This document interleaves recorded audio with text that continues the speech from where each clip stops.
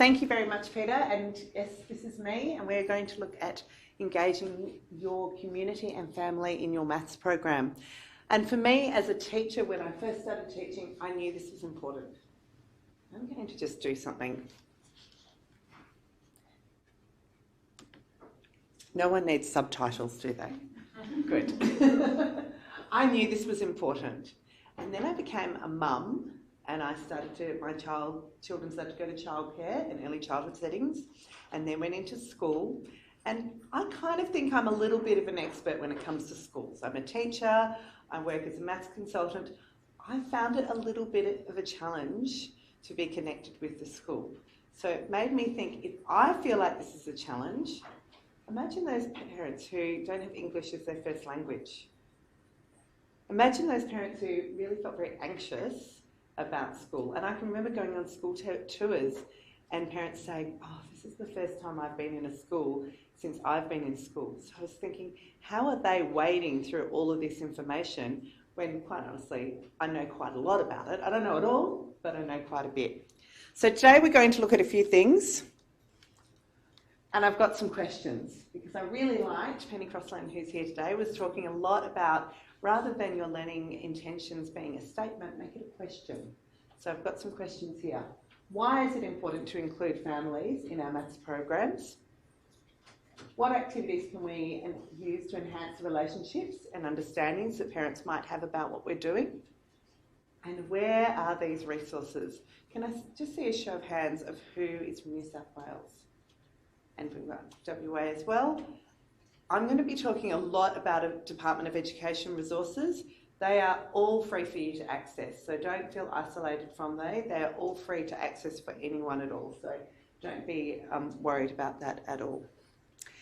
So I had a gut feel that this was important, but there's this guy called Gonski who wrote a report, and this was one of the principles, the first 5 principles, was very important. So he said transitions in schools are extremely important. Parents and carers as partners are extremely important. And ensuring that parents and families are partners in the children's education are extremely important. And he came up with these findings, and I've just highlighted the things that I think were really important. That transition between preschool and school education, how important that is, and that we've got a really great transition, and we'll talk about that. And parent engagement as well. So we're all school leaders here.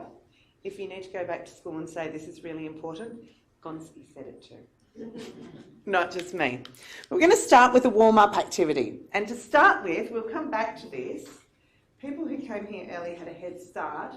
I wanted to get a bit of an estimation. Thank you, Peter, for the great idea. How many counters do we think there are on the floor? Just have a quick look and an estimation. Would anyone like to just throw up a guess? What do we think? 600. 600, great. Anyone else think? 800? 400?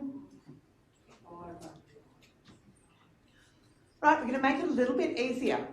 I'd like you to work with a partner or in a 3, and I'd like one of you to come down and pick up 10 counters and take them back to your spot. So you're going to be hands-on today. It's not going to be your typical you. Come and pick up 10 counters.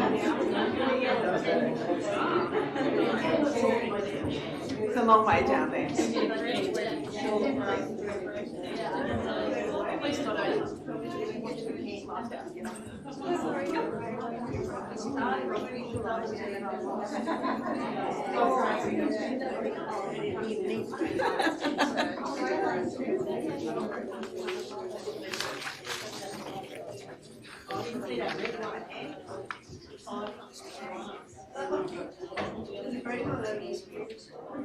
There was a feather in there before too. Okay.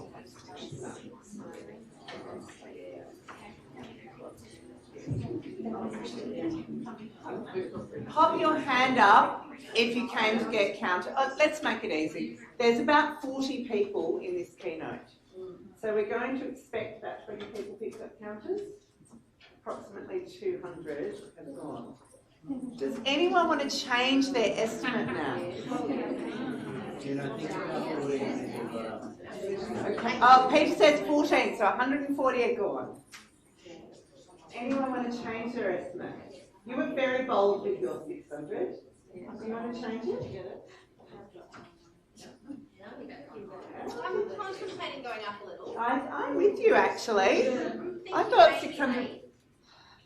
Was it a whole packet? It's probably That's what I said when I first got here. That is an absolute classic. I did this, so this is about home, and it's just going to become anecdotal. Do you know green hats planks? Do people know what I'm talking about? They're just little planks of wood. And I brought them home for my daughter, and I put them all on the ground.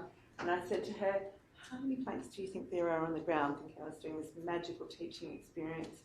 She said 199, and there was one left in the box. And box of 200.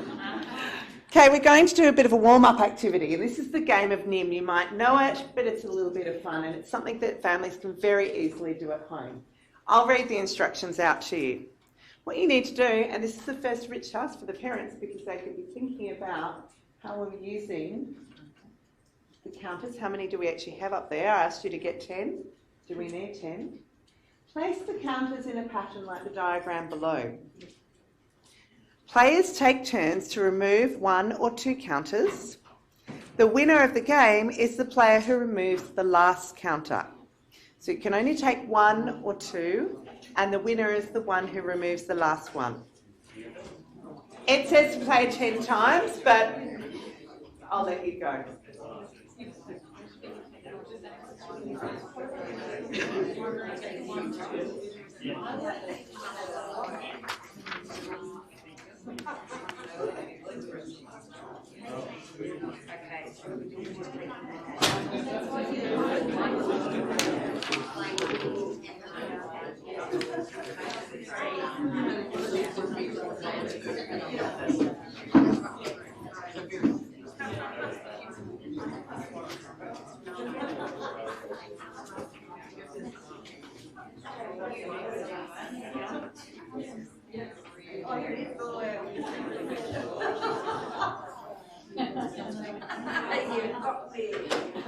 I love it.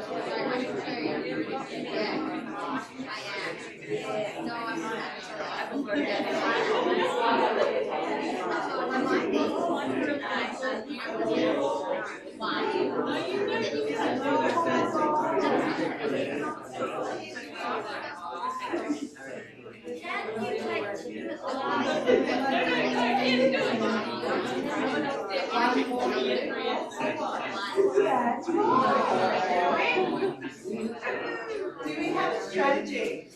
And I love it. I'm hearing people say things like, "Oh, you've got me." And this is what I want to hear between parents and kids.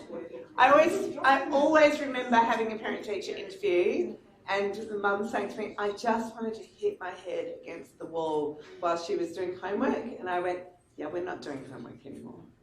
You want that fun banter. I want this to be enjoyable for kids. I want this to be the homework that they're doing."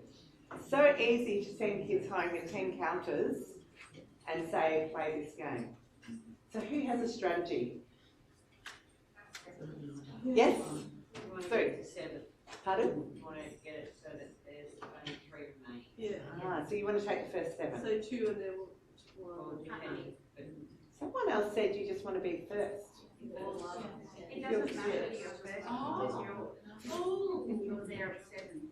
As long as you get to 7. So how do you get to 7? Depends on what you do or they do. Oh, so then you could take 3. So maybe you just have to get to 3. Yeah, 3. As long as you take 1 and 1.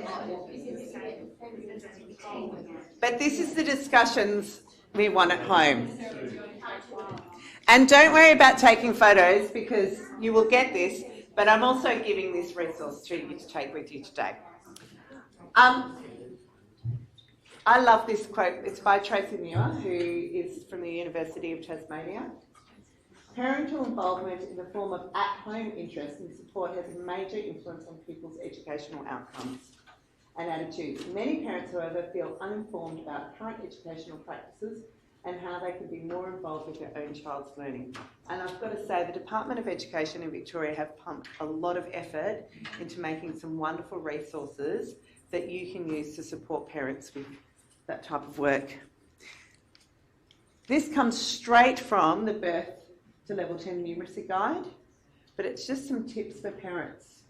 Be positive, and we all know that. Those parents who say, I love maths at school, their kids love it too. I hated maths. They've turned off before they've walked through the door and prep.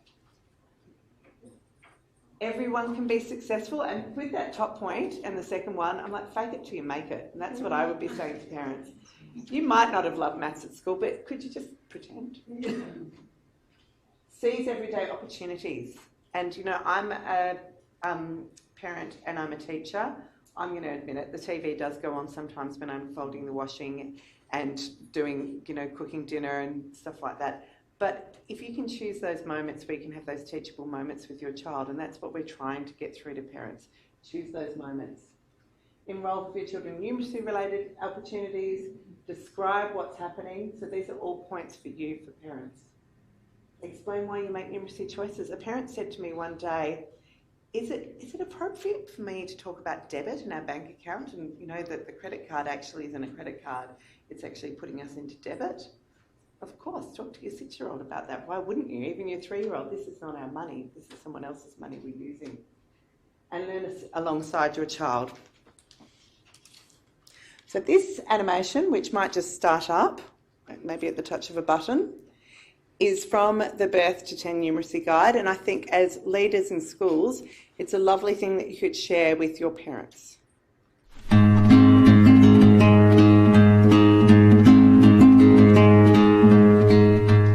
On a daily basis, I find that we do a lot of things that are structured maths activities, as well as just normal everyday play, which incorporates some mathematical concepts into it. Activities like playing with Lego and building blocks, either where the kids are needed to follow in step-by-step instructions, searching for particular pieces and knowing how many to search for, and then looking at the picture and being able to mirror or match where it needs to go on the picture. So activities like that, which are more mathematical concepts, I think, within the activity itself, the play activity. We do things like the threading of the beads, following patterns, and that can also incorporate activities with like sorting of colours. So we might choose to make, everyone chooses a colour quite often, and we have a race to see who can make the longest yellow necklace or green necklace or red necklace.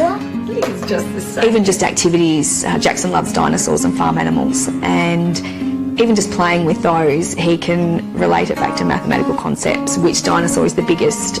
This one has the longest neck, and this one has the longest tail. This one has small horns than the Triceratops. See, 1, 2, 3.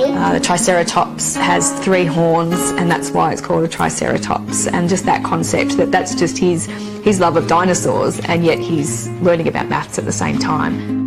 So Bonnie's starting to really show an interest in puzzles, and some of them are sort of shape puzzles as well. So I think that's really great that it's showing her, as well as being able to, the concept of matching the picture of the puzzle, the shape of the puzzle as well. All finished. Good job. Nice. I can do. Getting good at this technology thing. So today these are some activities that I'm going to discuss and share with you. Some of them are resources from MAV, some are from the Department of Education, and some are from other places. We're going to look through some of these things. For me though, you are all school leaders here. So when you're designing your family maths activities or whatever you're going to do around family maths, I think it's really important that they're purpose-built, school-based, but they're building the capacity of students, parents, and in a lot of cases, they're going to be building the capacity of the teachers who are involved in a program. And we can talk a little bit about family maths nights and how I've designed a few family maths nights around that. But I think that's really important, that you're developing the capabilities and those relationships, and that you're keeping it in mind. So Why are we doing this? What's the purpose behind it? And as a maths team or as a maths leader, keep them coming back and say, well, what's our value here? What are we trying to get across? What's the point of having a relationship with parents? School transition is where it all begins, and that's my daughter Sophia and her first day of school. She's now in high school. But it's really important, and this is from another department resource called Transition, A Positive Start to School, that schools really value that it's the parents who know the children. So those discussions with parents are really important, and that we really make those parents feel really comfortable and to come into school and become involved. Perry and Dockett have got some great points there that I think are really important to keep in mind as you're looking at school transition. So that positive relationship, thinking about every child and every child as an individual but capable learner. I think that's really important. Orientation to school is different to transition to school. And that's really important to think about. They're two different things. So transitioning from their prior to school environment into a school environment is a little bit different to orientation to school. Thinking about funding and resources and how they can be used, and making sure that we're thinking about the different communities. So there's going to be a lot of different needs for a school in the west of Victoria, inner west suburbs maybe, than there are to Wangaratta. So thinking about what's important there. Maths Talent Quest is an activity that we run at MAV where students do investigations and they follow an investigative process, and they can do it as individuals, small groups, or as a whole class. Maths Talent Quest is actually a really great way to get your families involved in maths as well, because if they're doing it as a home task, their parents really do need to get involved in the process. Thinking about the way they're involved is really interesting as well though. So I had a student who did an NTQ project a few years ago. His mum was an architect and she took him off, I don't know what it's called, where they play soccer with the amazing dome with all the triangles. What's it called? Amy Stadium. He went out to Amy Stadium and that was his connection, the way his mum got involved in maths. So she said, I don't feel confident in maths, but by taking him there and getting him to meet someone, she became very involved, and after that she just took off and was extremely involved. So thinking about how you can get involved, you might have a parent who's a builder who may be able to come in and facilitate Maths Talent Quest with another student, so it might not necessarily be their own child. And that's just a little bit about Maths Talent Quest there. Family maths nights. So family maths nights is something that I'm really passionate about and really love. And family maths nights really could look like anything. As far as I'm concerned, a family maths night really needs to come from your school, because the message really is, what are we doing here and what's your student doing at school? So these are some pictures of a family maths night that we facilitated at MAV. And this was a day where I worked in the school during the day and worked with the teachers and students. We did a variety of activities. We played card games, I think there's some dice games, we played board games, and the students worked through all the games, and they were quite open-ended, but we did a sort of prep to 2 and then a 3 to 6, so different activities, but they were pretty open-ended. And then that evening, the parents came. At the beginning of the day, the school said, when I first got to the school, how many people are coming tonight to the family maths night? And about a quarter of the kids responded. After working with the kids all day, you could hear kids after school going, Mum, Mum, Mum, you need to come to the maths night tonight. It's going to be fantastic. So my feedback would be, maybe do this the week beforehand so the families can do a bit of planning around it. Because as a parent, if your kid's saying, please come to school tonight and do maths with me, you want to be there. The important thing, and I've just realised that my photos here are not very culturally diverse, but the important thing is that the students are leading the family maths night. So the students are taking their parents around the activities. It's taking the cognitive load off you as teachers. You can just be there to chat and in a sort of social but not so much of a formal capacity. But also those students who are from EAL backgrounds, it's not an issue. Their kids are talking them through the activities. And they're feeling more comfortable because it's their students who are leading them through the activities. So a really nice way to do that. Do you have examples of the activities you put in the program? Just down here for you. Another thing you could do, which I think is really lovely, is you could make a passport.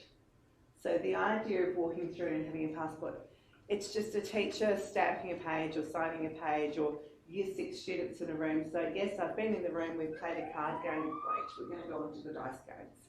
So you're working together and then you're collecting that information. To start with, it's going to give you data and it's going to show you who came to the family maths night. And quite often as they leave, they're putting it in as an exit ticket to leave. And then at the next assembly, we might draw it out and give families a picture book or something to take home with them. So in this activity, we had card games, dice games, problem-solving activity, a hands-on activity. So in that case, they were building with geoshapes. The school really wanted to push their ICT, so they had whatever programs they had running in the school, the kids were getting online and doing work. And there was also a section with a whole heap of maths picture books.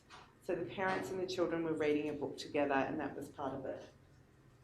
We do have a great resource at MAV called the Family Maths Night School Support Resource, and I have a small caption of the activities from that resource book here. This is one of the activities. In fact, the game of NIEM was one, but the next one is called Which Way Home. Now, just so that we can continue our thread of estimation, we're going to have a go at the activity Which Way Home. What I'd like you to do is, if you already came up, we know it's about 14 people, if you already came up and picked up 10 counters, when I say, can you come and pick up another 10 counters? Can you also take the Family Maths Night booklet and this sheet here, which is called Which Way Home. And the rules with Which Way Home are, how many different ways can I get home by moving along the lines? And always moving up or to the right. How can you record your moves? Is there a pattern? How could a pattern help answer this question? Don't forget your 10 counters. Off you go. And then you can take 2 actions.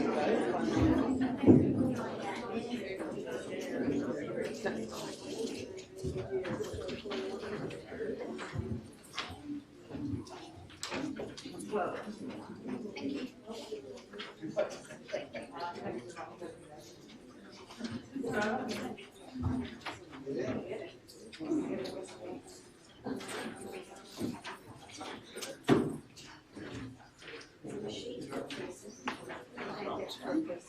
Yes, you can take 1 each, or enough for 1 each.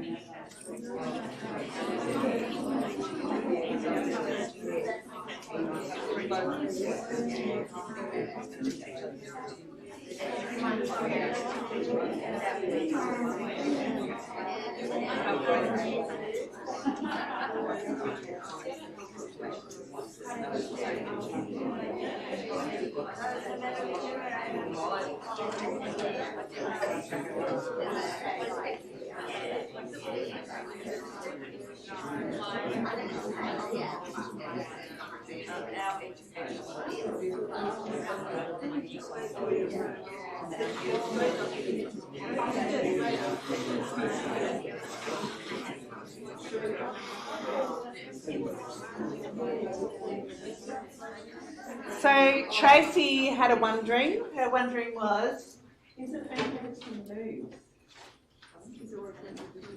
Can you only have 10 moves?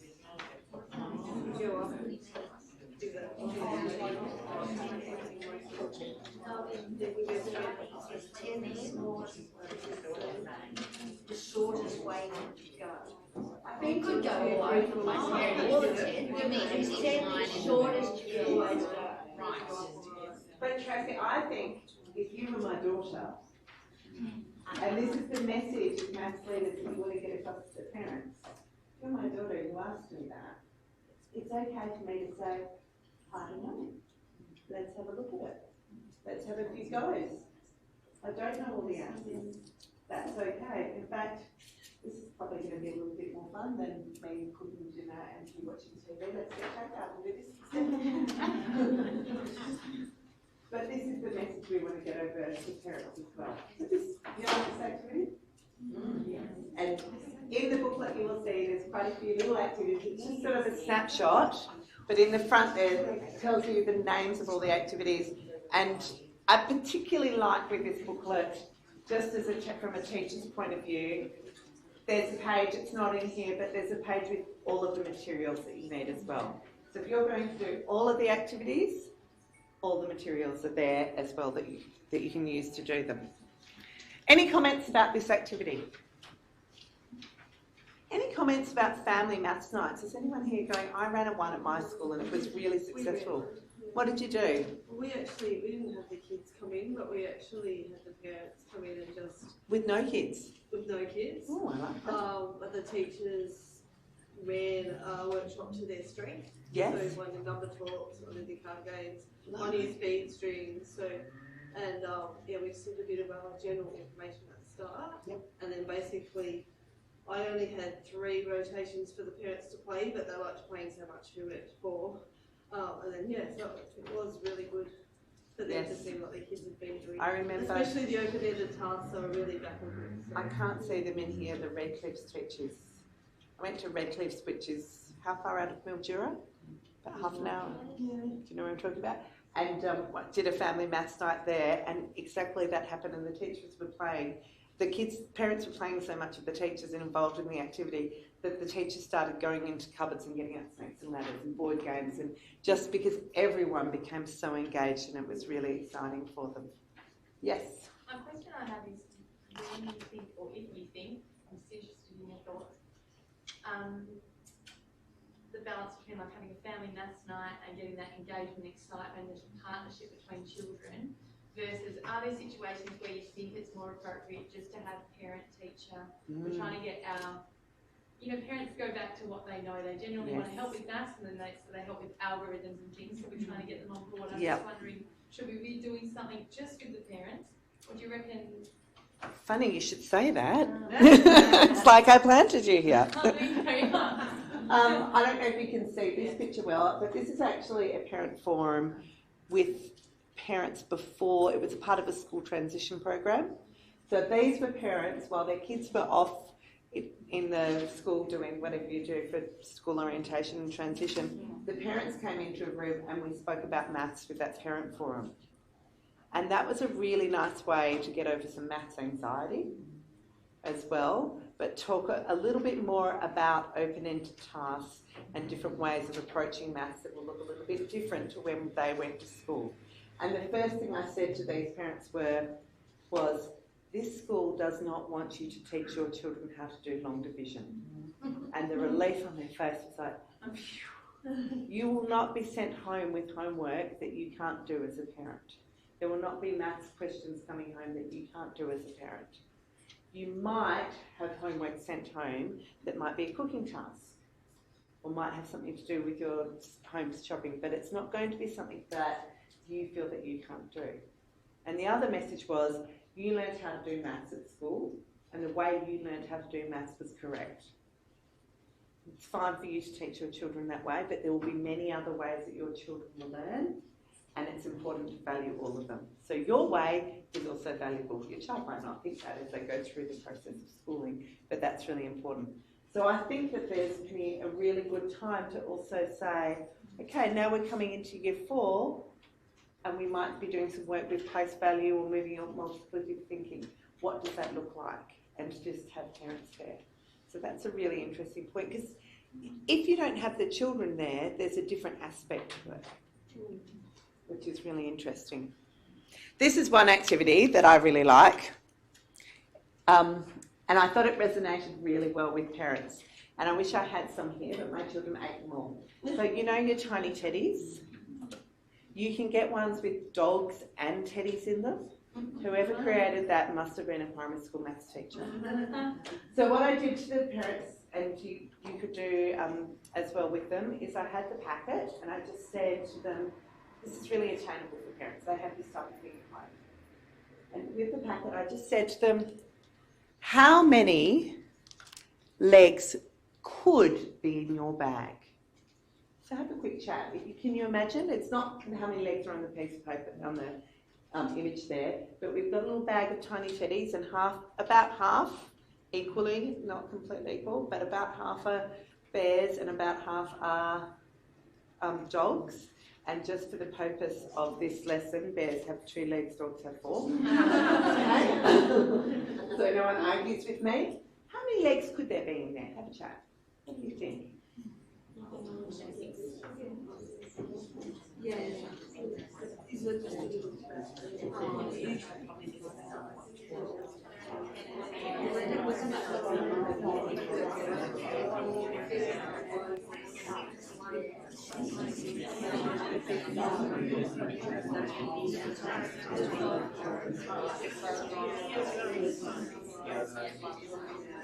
And then my question was, if there are 38 legs in the bag, we know in this little bag here, there are 38 legs. How many dogs are there? And how many bears are there?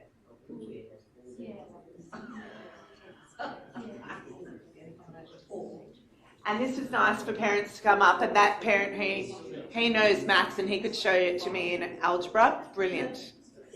But then the mum who actually went and cracked it open and threw them out and started counting was like, that's kind of cool too. I like it. I like that.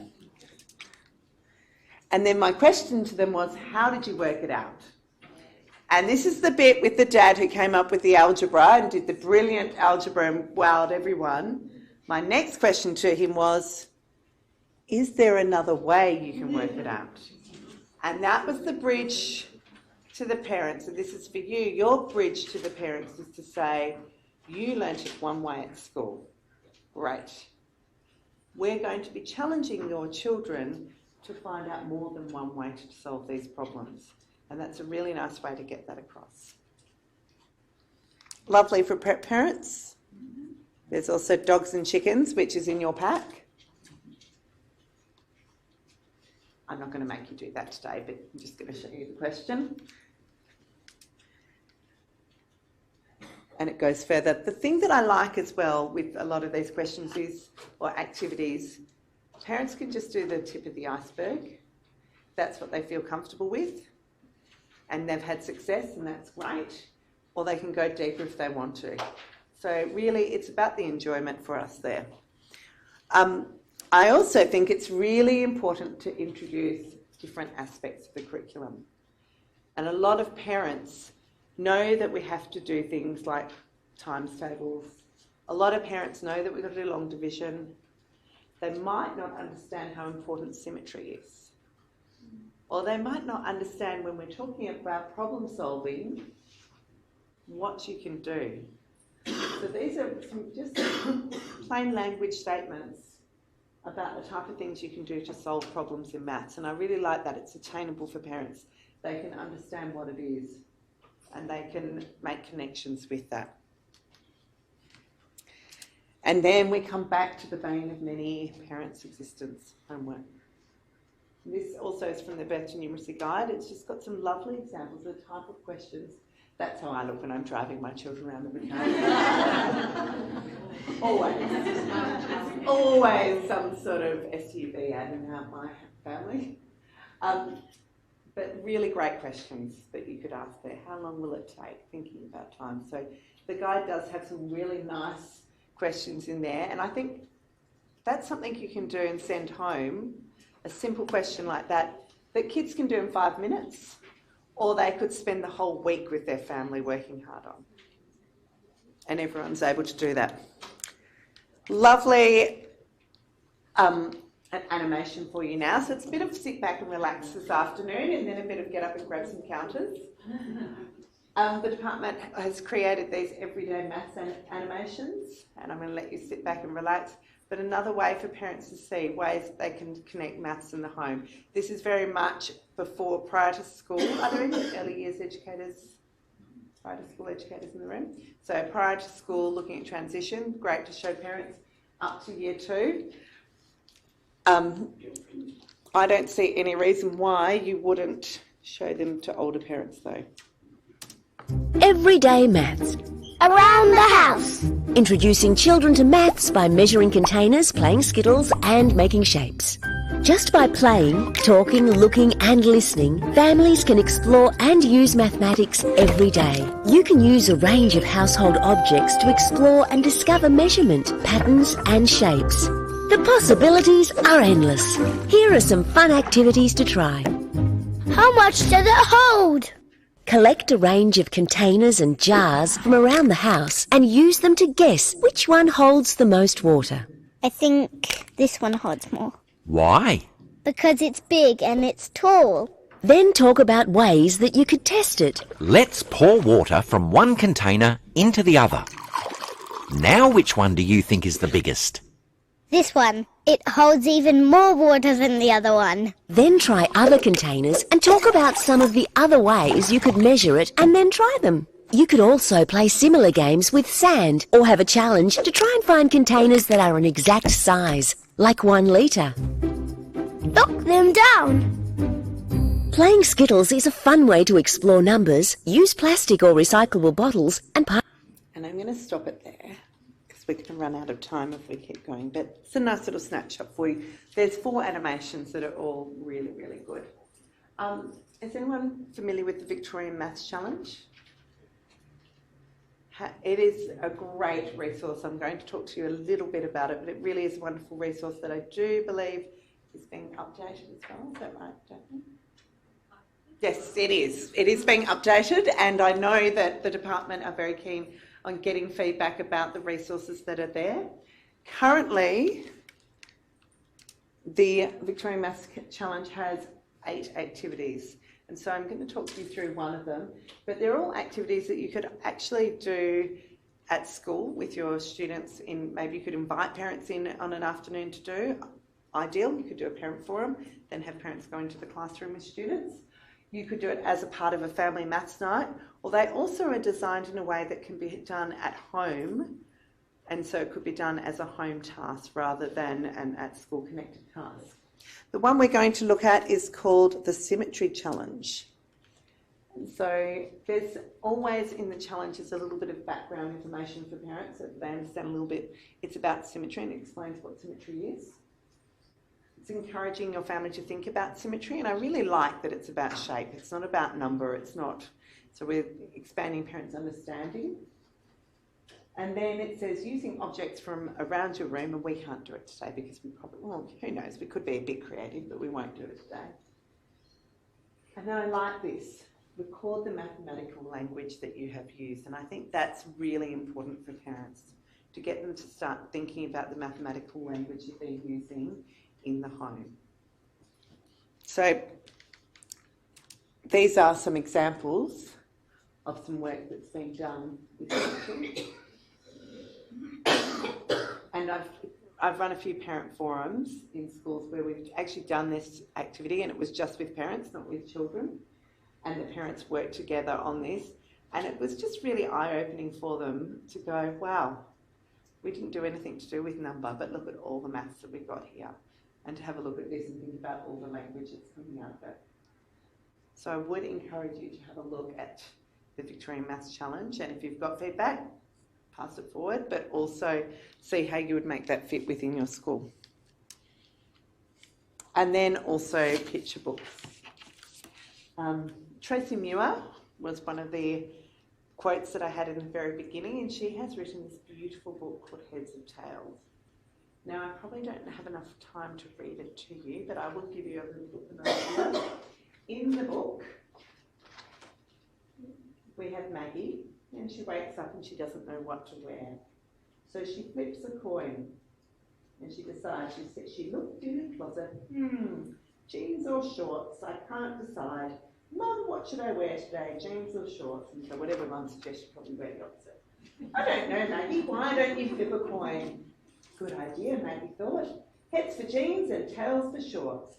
And Maggie flipped the coin. Jeans it is. And she goes on, she puts on her jeans, goes down to breakfast, toast or cereal. We go through, she can't decide, should I clean up her room or play the PlayStation? Let's hope it was clean up her room. All the way through the day, everything is left up to chance. What should she do? What are we doing here?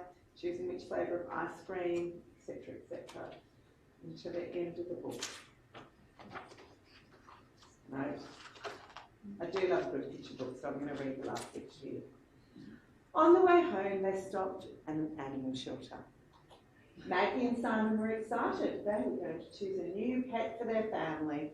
And if you can't see, we've got a dog, a cat, a snake, I'm sure Mum's having a goldfish, a turtle, a rat, and a parrot. The animal shelter had pets of all different shapes and sizes. In one cage, Maggie saw a ginger kitten that had big eyes and was playing with a ball of string. In another cage, a fluffy black puppy chewing on a soft toy. Maggie looked at the puppy and then at the kitten. She looked at the coin in her hand. What do you think Maggie did? Closed. Some things just shouldn't be left to chance.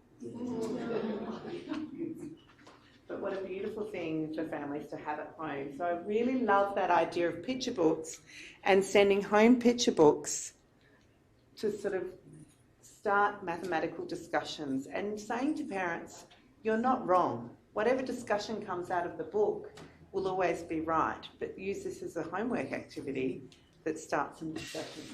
We do have a wonderful, if you know Ellen, who is my colleague at MAV, she has curated a wonderful amount of picture books at MAV, so please make sure if you'd like to look at them. There are a few here today, but there are a whole heap available online which are fabulous. Now, would anyone like to come back to our estimation? Does anyone want to change? Personally, I feel like when you took the first 140, it looked like there was a big difference, but now I still... What would people like to say?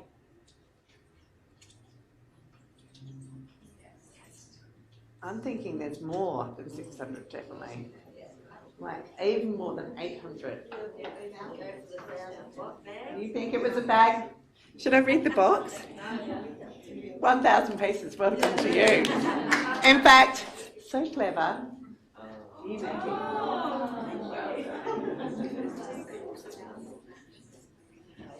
That was very good. I particularly like this slide, and I think this would be great to share with your parents at school. So, what important things would you like parents to know, or for their children to know about mathematics? What message would you like to get through? It's fun, I like it. I haven't got another book this time. Anything else? There's more than one answer to a problem. Yes, I like it. You want them to know that. Anything else? Not genetic. It's purposeful. Yes, it's not genetic. Yeah. It's not genetic. It's creative. Absolutely. It's not. Or it's not for boys. Or if you're good at English or literacy, you can't be good at numeracy. You can do both. Any other messages you'd like to get across? It's creative. Yes. It's beautiful. It's essential. It's absolutely essential. So learning maths at school, I like these. I think these really resonated with me. First one is problems can be solved in different ways. It's not just one way of doing it, there's many different ways. Wrong answers sometimes can be useful. That's quite important. Take risks. We want to encourage parents to encourage their children to take risks in their learning. Being able to do maths in your head is important, but that doesn't mean just times tables or multiplication facts. So teaching parents that that's about the mathematical strategies they use to solve problems and all the different number strategies that we use. And it is sometimes okay to use calculators to solve maths problems.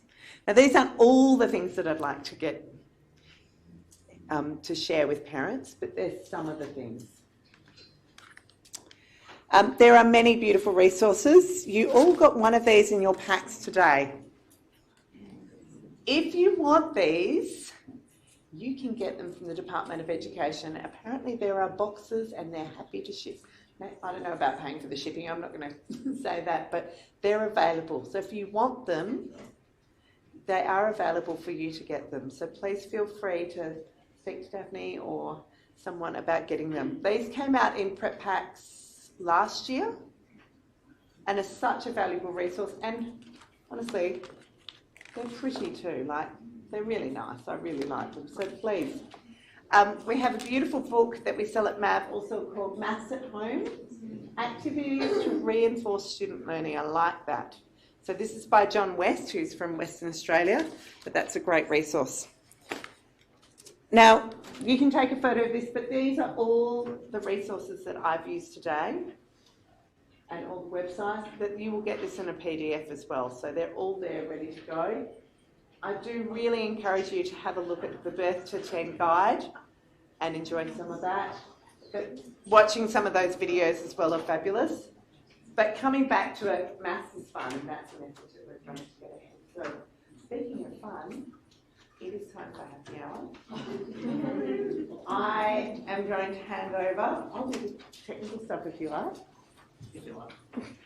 I would just mention with the Victorian Maths Challenge, there is some more information coming from the department. They're producing some extra resources and hopefully we might be involved in supporting some family maths nights in schools. So keep an eye on our MAV newsletter. If we get the opportunity to run them on behalf of the department, we'll let you know. I know I'll be having some conversations soon with them about that.